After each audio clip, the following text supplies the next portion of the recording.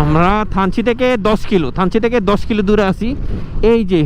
এই যে ভিউটা, আল্লাহ সুবহানাহু ওয়া তাআলা, এই যে ভিউটা থেকে দাঁড়ায় গেলাম, দেখেন আঁকা পাহাড়ের উপরে কি মেঘ, মানে মনে হচ্ছে মানে কি যে একটা ভিউ, মানে কি বলবো, এইসব ভিউ সচরাচর দেখা যায় না। এই জায়গাটা সবসময় এই 10 কিলো মাথায় সবসময় এক এক সময় এক এক ভিউ থাকে।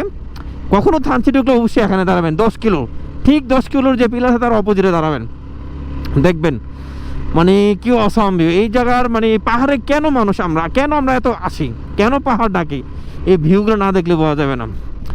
এই যে দেখা যাচ্ছে এই মানে মেঘ ছুঁই অবস্থা আছে পাহাড়গুলা, মানে মেঘে ঢেকে আছে পাহাড়গুলা, মানে আকাশের মেঘ এসে পাহাড় উপর নুয়ে পড়ছে, এরকম অবস্থা একটা পরিবেশ।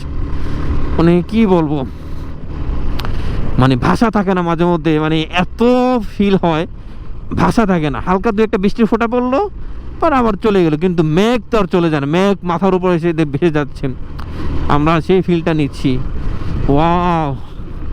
ওয়াও এখন আপ হিন ডাউন হিন আমরা করবো অনেক। এই যে দেখেন একবার পরে না চান্দের গাড়ি আছে,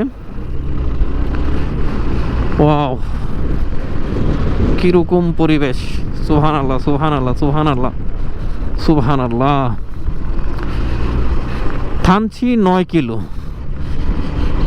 আমরা তো থানচি শহর আজকে ঢুকবো না, যেহেতু তমাতঙ্গি যাওয়ার প্ল্যান ছিল, কিন্তু আসলে ওইভাবে যেতে পারবো না তমাতঙ্গি। কিন্তু তমাতঙ্গি গেলে এখন একটা ওয়েদার ভালো পাইতাম, কিন্তু তমাতঙ্গি গেলে দেখা গেছে আমাদের কক্সবাজার যাওয়াটা অনেক লেট হয়ে যাবে, হয়তো ডিম পাহাড় চেকপোস্ট আমাদের পরে যাইতেও না দিতে পারে, সন্ধ্যা হয়ে যাবে। এই কারণে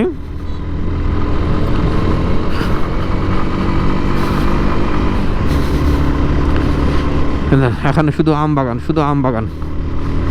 বাগান এখন স্থানীয়রা বেশি। আচ্ছা নেক্সট